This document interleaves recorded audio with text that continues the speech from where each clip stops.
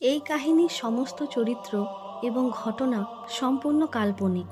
বাস্তবে জীবিত বা মৃত কোনো ব্যক্তি অথবা কোনো ঘটনার সাথে এর মিল থাকলে তা সম্পূর্ণ অনিচ্ছাকৃত এবং কাকতালীয়। ব্যবহৃত অপ্রাকৃত এবং অলৌকিক ঘটনাক্রম পরিবেশনার উপক্রম মাত্র। কুসংস্কারে বিশ্বাস করবেন না, কুসংস্কার ছড়াবেন না। আমাদের এই চ্যানেলের সমস্ত গল্প শুনতে সাবস্ক্রাইব করুন আমাদের এই ইউটিউব চ্যানেল সবই গল্প।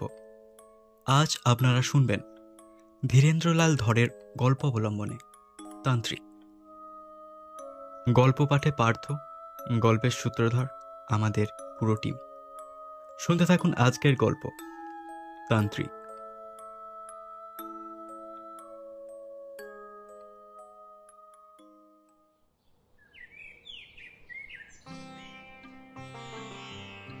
দুর্গা বিনোদ স্কুল মাস্টারের ছেলে। অনেক দুঃখ কষ্ট সয়ে এমএ পাস করলেও মুরব্বির অভাবে ভালো চাকরি জোগাড় করতে পারল না। শেষ অবধি হলো কেরানি। এখনকার দিনে কেরানিগিরির আবার দুটো ভাগ হয়েছে। নিচু কেরানির মায়না হয় 150 থেকে, আর উঁচু কেরানির মায়না শুরু হয় 200 টাকা থেকে। মুরব্বিহীন দুর্গা বিনোদ নিচু ধাপের কেরানি হলো, তাও জুটল অনেক কষ্টে। এমএ পাশেও কুলোয়নি। এই কেরানিগিরির জন্য আবার পরীক্ষাও দিতে হয়েছিল। যাক, চাকরিটা হয়ে দুবেলা দুমুঠো অন্যের সংস্থান তো হলো। দুর্গা বিনোদের পড়াশোনার শখ আছে। সন্ধ্যা 7টা থেকে সেই লাইব্রেরিতে হাজিরা দিয়ে চলল রাত 9টা অবধি। দর্শন শাস্ত্রে সে এমএ পাস করেছে। এবার হিন্দু দর্শনটা সে ভালোভাবে বুঝে নিতে চায়। ধর্ম কি, ঈশ্বর কি, মানুষ কেমন করে নিজের মধ্যে ঈশ্বরকে উপলব্ধি করে।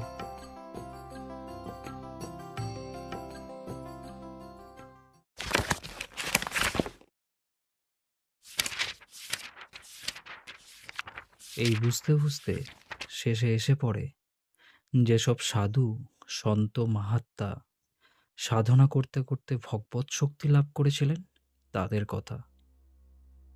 ভারতের সাধকদের যত সব অলৌকিক কীর্তির কথা পড়তে পড়তে দুর্গা বিনোদ সাধু দর্শনের জন্য উন্মুখ হয়ে উঠল।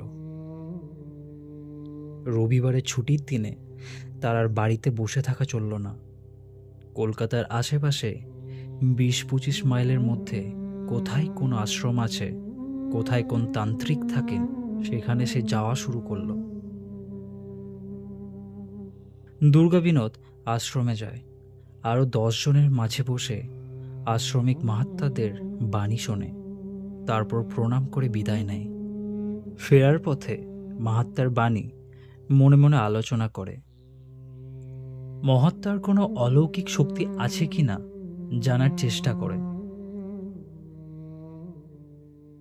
একদিন খবর পেল হাওড়ার এক গ্রামে এক তান্ত্রিক আছেন। তিনি নাকি অলৌকিক ক্ষমতার অধিকারী। জলপড়া দিয়ে অম্লশূল ছাড়ান, কানে কাঠি দিয়ে কালা মানুষের বধিরতা দূর করেন, কঠিন বাতের বেদনা সামান্য হাত বুলিয়ে আরাম করে দেন। যিনি খবরটা দিয়েছিলেন তিনি সঙ্গে করে নিয়ে গেলেন।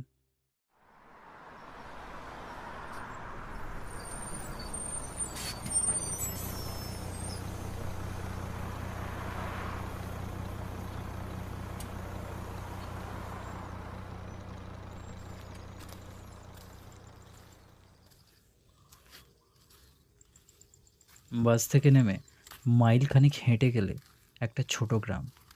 গায়ের গোড়াতে এক পুকুর পাড়ে একটি ছোট্ট মন্দির। মন্দিরের পাশেই একখানি চালা ঘর। ঘরের দাওয়ায় একজন জটাধারী সাধু বসে আছেন। সামনে ধুনোচিতা আগুন জ্বালাচ্ছে। পাশে একটা কলসি ও ভাঁড়। কয়েকজন পুরুষ ও মহিলা হাত জোড় করে সামনে মাদুরে বসে আছে। দুর্গা বিনোদও বসে পড়ল। সাধুর বয়স বেশি নয়, তার চেহারা বলিষ্ঠ, রং কালো, মাথার জটাও বিশেষ দীর্ঘ নয়, চোখ দুটি জবা ফুলের মতো লাল, তার উপর কপালে লাল চন্দন লেপা। ভক্তির চেয়ে ভয়ই হয় বেশি। দুর্গা বিনোদের দিকে নজর ফেলতে সে হাত জোড় করে প্রণাম জানালো। সাধু নিজে থেকেই তাকে বললেন, কি চাই গুরু? গুরু মেলা এত সহজ নয়, আগে নিজেকে তৈরি কর, তারপর গুরু। পাত্র ফুটো হলে জল ধরে রাখবি কেমন করে? আধার ঠিক না হলে মন্ত্র শক্তি ধারণ করবি কেমন করে? সে মন্ত্র যে দেবে তার কোনো লাভ নেই, যে নেবে সেও ব্যর্থ। তৈরি হ। দুর্গা বিনোদ ভরসা পেল, বলল, কিভাবে তৈরি হতে হবে? বাক সংযম কর, বেশি কথা বলবি না, নিরামিষ আহার করবি, অযথা কোনো পরিশ্রম করবি না, শক্তি সঞ্চয় করবি। সন্ধ্যার পর কোনো মন্দিরে বা গঙ্গার তীরে চুপ করে ঈশ্বরের ধ্যান করবি। ধীরে ধীরে মন আশ্বস্ত হবে, চিত্ত দৃঢ় হবে, তখন গুরুমন্ত্র দিয়ে সাধন ভজনের কথা উঠবে। তার আগে কিচ্ছু হবে না। দুর্গা বিনোদ যেন এতদিনে একটা আলো দেখতে পেল। গুরু ও মন্ত্রের কথাটা সে ভেবেছে, তান্ত্রিকের উপর তার বিশ্বাস হলো। প্রথম দর্শনেই এমনভাবে মনের কথাটা টেনে বলা সহজ নয়। বিকাল অবধি দুর্গা বিনোদ কালী বাবার সামনে বসে রইল। অবধূত কালী বাবা আর তার সঙ্গে কোনো কথা বললেন না।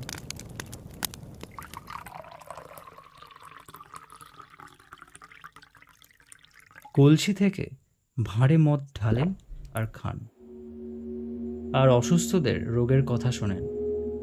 লোকজনকে ওষুধও দেন। ওষুধ মানে কাউকে ধুনির ছাই, কাউকে ধূপের আধ পোড়া কাঠি। এই ছাইটা 3 ভাগ করে 3 দিন সকালে খালি পেটে খাবি। এই কাঠিটা একটা তামার মাদুলিতে ভরে ধারণ করবি, ইত্যাদি ইত্যাদি। বিকেলবেলা দুর্গা বিনোদ প্রণাম জানিয়ে উঠে পড়ল।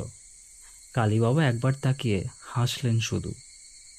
দুর্গা বিনোদ অনেক আশ্রমে ঘুরেছে, অনেক মহারাজাকে দর্শনও করেছেন, দিনের পর দিন অনেকের উপদেশ বাণী শুনেছে, কিন্তু কালী বাবার মতো অলৌকিক ক্ষমতা কারো দেখেনি।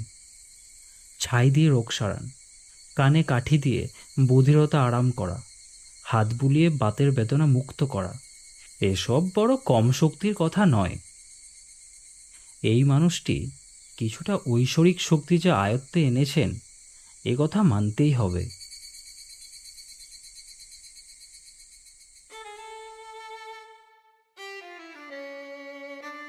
দুর্গা বিনোদ কালী বাবার কাছে নিয়মিত যাওয়া আসা শুরু করল।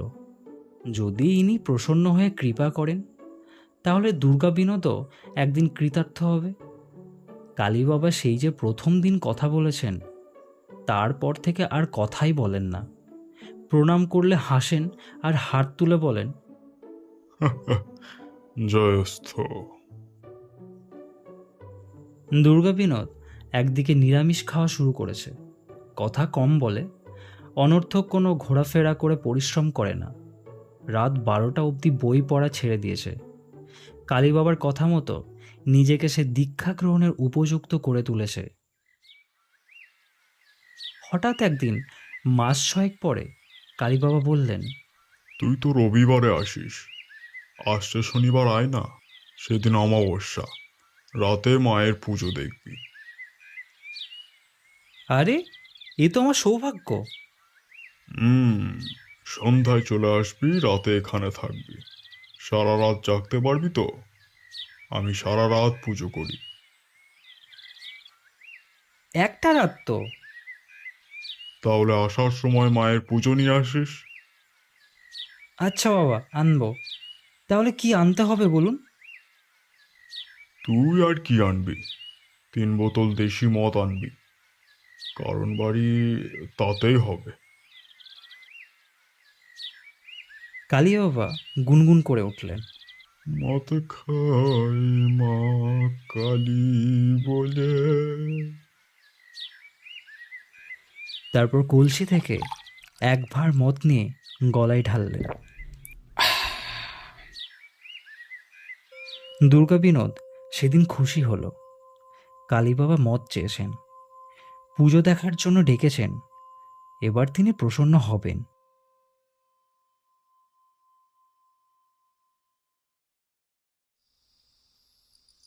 উৎফুল্ল মনে দুর্গা বিনোদ সেদিন বাড়ি ফিরল।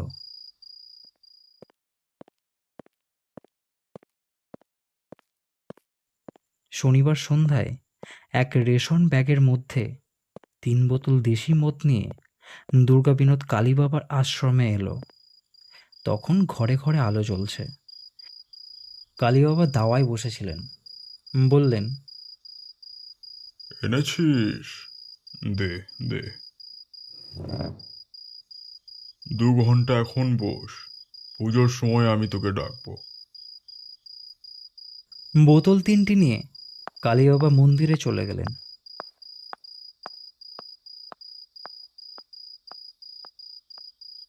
মাদুর পাতা ছিল। দুর্গা বিনোদ সেই মাদুরের উপর উঠে বসল।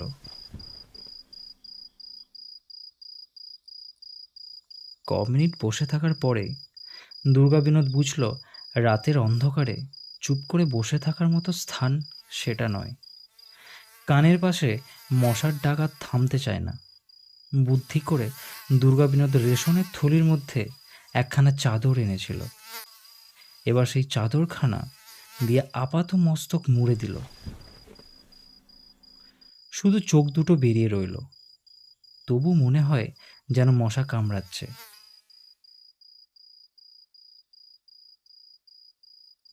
সামনে অন্ধকার। মাঠ, ঘাট, গাছপালা সবই কালোয় মিশে গেছে। অনেকটা তফাতে 2-3টে ঘরের জানলায় আলো দেখা যাচ্ছে। কাছাকাছি মানুষ আছে বলে মনে হয় না। কালী বাবার এই ঘরখানাতেও কেউ থাকে না। তার পরিজনরা থাকে ওই গ্রামে। এখানে কালী বাবা একা থাকেন সাধন ভজনের জন্য। ঝিঝি পোকা ডাকছে, চারিপাশে নিঝুম। এই তো সন্ধ্যা হয়েছে। এরই মধ্যে মনে হয় রাত যেন দুপুর হয়ে গেল। এভাবে কতক্ষণ বসে থাকতে হবে কে জানে। কালী বাবাও তো মন্দিরে ঢুকে দরজা বন্ধ করে দিয়েছেন। বড় একা একা মনে হয়। পাশে একজন কথা বলার মানুষ থাকলে ভালো হতো। দেওয়ালে হেলান দিয়ে দুর্গা বিনোদ ঝিমোতে শুরু করে। কোনো এক সময় বোধ হয় ঘুমিয়েই পড়েছিল।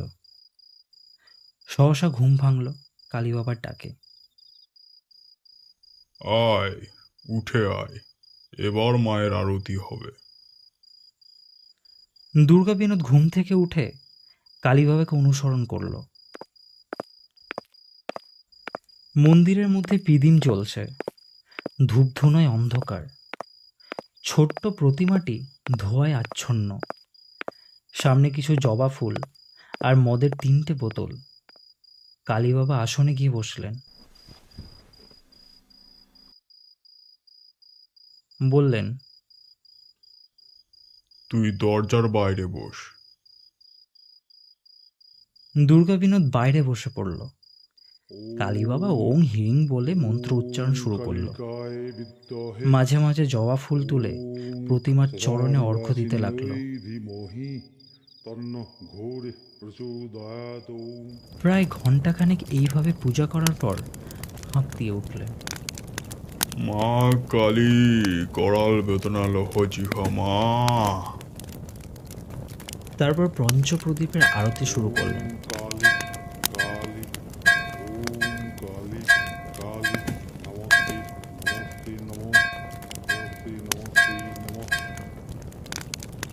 এবার প্রদীপের আলোয় ধোঁয়ার মাঝে মাঝেও কিছু কিছু নজর পড়তে লাগলো।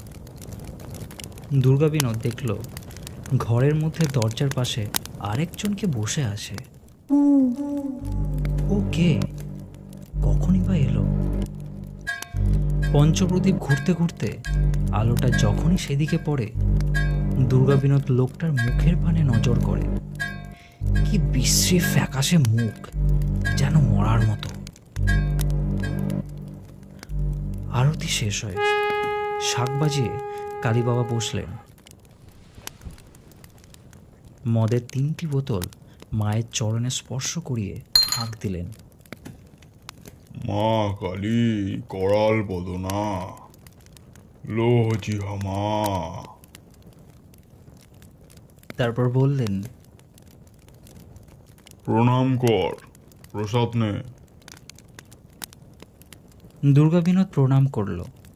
বোতল থেকে এক ভাঁড় মদ ঢেলে কালী বাবা বসে থাকা সেই লোকটির মুখে ধরলেন। বললেন, খাও। লোকটি মদ খেল। কালী বাবা সেই ভাঁড়ে আবার মদ ঢাললেন। তাকে বললেন, ধরো, ওকে দাও। লোকটি ভাঁড় ধরল, হাত বাড়িয়ে এগিয়ে দিল দুর্গা বিনোদের দিকে। মানুষের হাত যে এতটা লম্বা হয় দুর্গা বিনোদ তা জানত না। ভাঁড় শুদ্ধ হাতখানা সোজা দরজা পার হয়ে চলে এলো তার মুখের কাছে। দুর্গা বিনোদ থ। ভয় পাসনি, মায়ের প্রসাদ।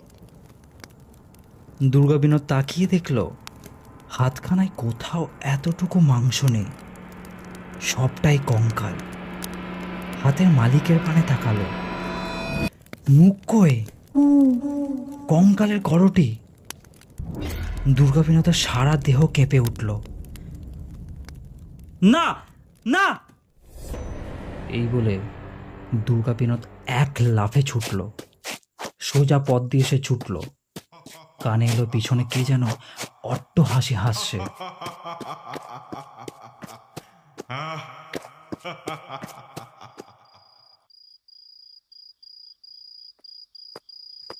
সেই অন্ধকার পথে পুরো 2 মাইল ছুটে এসে দুর্গা বিনোদ থামল একেবারে বাজারের মধ্যে।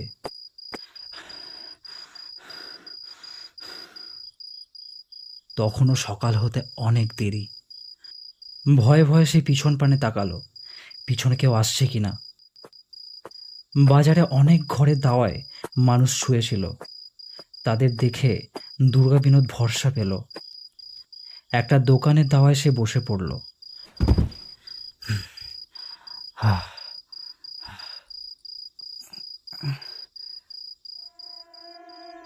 পরক্ষণেই মনে হলো সেই হাতখানা তার মুখের সামনে মদের ভাঁড়টা যেন এগিয়ে ধরেছে।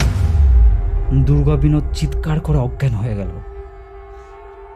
না না!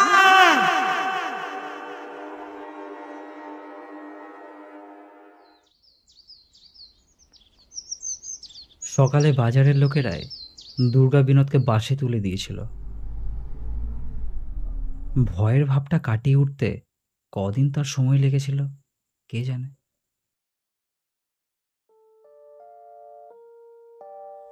শুনছিলেন আজকের গল্প তান্ত্রিক। যদি গল্পটা ভালো লেগে থাকে তো বন্ধুদের সাথে শেয়ার, লাইক এবং কমেন্ট করতে ভুলবেন না। ধন্যবাদ।